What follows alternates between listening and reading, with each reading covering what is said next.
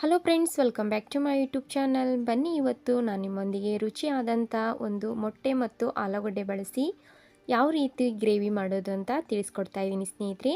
ಈ ರೀತಿ ಖಂಡಿತ ಒಂದು ಸಲ ಆದರೂ ಮನೆಯಲ್ಲಿ ಮಾಡಿಕೊಡಿ, ತುಂಬ ಇಷ್ಟಪಡ್ತಾರೆ. ಅಷ್ಟೇ ಅಲ್ಲದೆ ಅನ್ನಕ್ಕೂ ಚಪಾತಿಗೂ ರೊಟ್ಟಿಗೂ ತುಂಬ ಚೆನ್ನಾಗಿರುತ್ತೆ.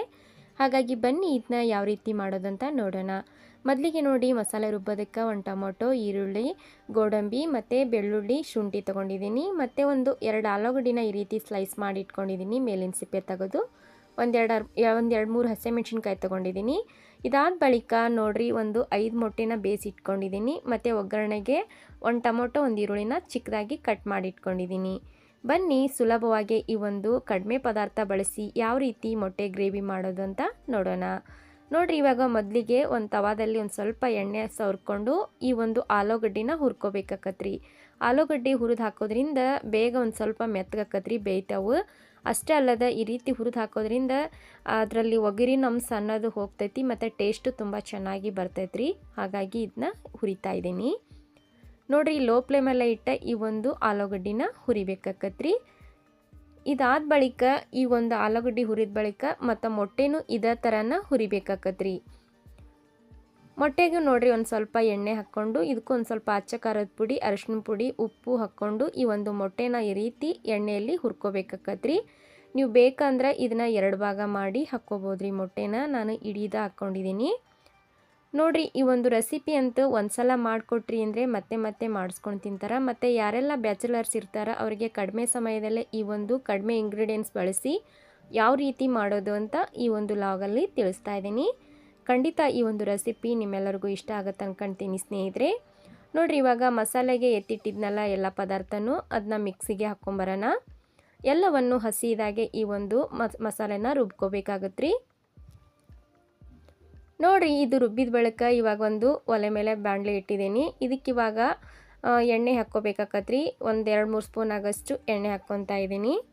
ಇದಕ್ಕೊಂದು ಸ್ವಲ್ಪ ಕಸೂರಿ ಮೆಂತಿ ಮತ್ತು ಜಿಂಜರ್ ಗಾರ್ಲಿಕ್ ಪೇಸ್ಟು ಹಾಕ್ಕೊಂಡು ಎಣ್ಣೆಯಲ್ಲಿ ಚೆನ್ನಾಗಿ ಹುರ್ಕೋಬೇಕಾಕತ್ರಿ.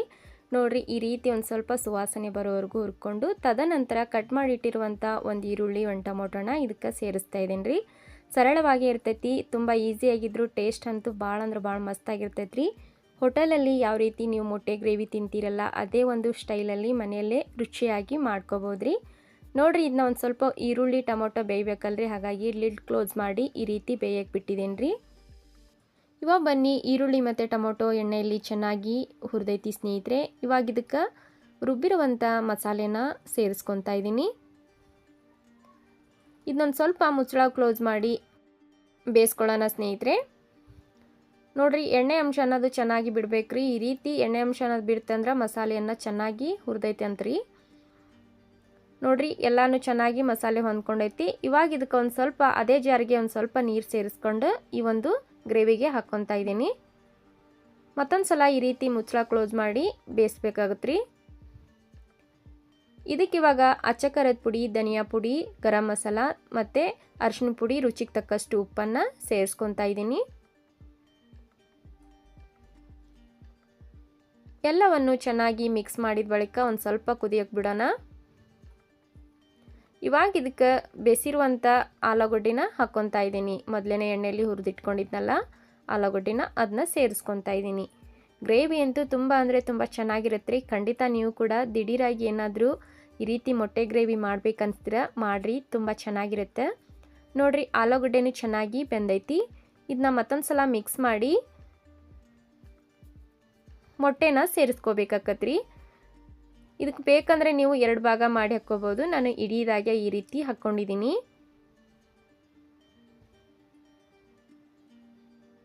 ನೋಡಿರಿ, ಇವಾಗ ಒಂದು 2-3 ನಿಮಿಷ ಈ ರೀತಿ ಬೇಯೋದಕ್ಕೆ ಬಿಡೋಣ. ಇವಾಗ ಇದಕ್ಕೆ ಕೊನೆಯದಾಗಿ ಕೊತ್ತಂಬರಿ ಸೊಪ್ಪನ್ನು ಸೇರಿಸ್ತಾ ಇದ್ದೀನಿ.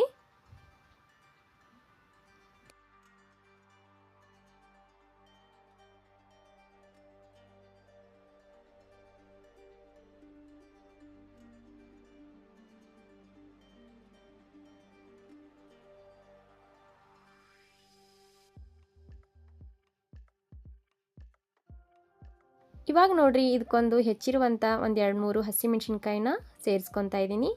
ತುಂಬ ಚೆನ್ನಾಗಿ ಬರ್ತೈತ್ರಿ ಈ ರೀತಿ ಹಸಿಮೆಣ್ಸಿನ್ಕಾಯಿ ಸೇರಿಸೋದ್ರಿಂದ. ನೋಡಿರಿ, ಮೊಟ್ಟೆ ಗ್ರೇವಿ ಅನ್ನೋದು ತಯಾರಾಯಿತು. ಬರ್ರಿ ಇವಾಗ ಒಂದು ಸರ್ವಿಂಗ್ ಬೌಲ್ಗೆ ಸರ್ವ್ ಮಾಡಿ ಈ ಒಂದು ಮೊಟ್ಟೆ ಗ್ರೇವಿನ ತೋರಿಸ್ತೀನಿ. ತುಂಬ ಅಂದರೆ ತುಂಬ ಚೆನ್ನಾಗಿರುತ್ತೆ. ಖಂಡಿತ ನೀವು ಕೂಡ ಸ್ನೇಹಿತರೆ ಈ ಒಂದು ರೆಸಿಪಿ ನಿಮ್ಮೆಲ್ಲರಿಗೂ ಇಷ್ಟ ಆಗುತ್ತೆ ಅಂದ್ಕೊಂಡಿದ್ದೀನಿ. ಇಷ್ಟ ಆದರೆ ಪ್ಲೀಸ್ ಒಂದು ಲೈಕ್ ಮಾಡಿ, ಶೇರ್ ಮಾಡಿ, ಕಮೆಂಟ್ ಮಾಡಿ. ಈ ಒಂದು ರೆಸಿಪಿ ಹೇಗೆ ಬಂತು ಅಂತ ನಂಗೆ ಕಮೆಂಟ್ ಮಾಡಿ ಸ್ನೇಹಿತರೆ. ಮತ್ತೆ ಹೊಸ ರೆಸಿಪಿಯೊಂದಿಗೆ ಸಿಗೋಣ ಸ್ನೇಹಿತರೆ. ಇವತ್ತಿನ ಜೋಳದ ರೊಟ್ಟಿ ಮತ್ತು ಆಲೂಗಡ್ಡೆ ಮೊಟ್ಟೆ ಬಳಸಿ ಮಾಡಿರುವಂಥ ಗ್ರೇವಿ ರೆಸಿಪಿ ನಿಮ್ಮೆಲ್ಲರಿಗೂ ಇಷ್ಟ ಇದ್ದರೆ ಪ್ಲೀಸ್ ಒಂದು ಲೈಕ್ ಮಾಡಿ, ಶೇರ್ ಮಾಡಿ, ಕಮೆಂಟ್ ಮಾಡಿ. ಧನ್ಯವಾದ.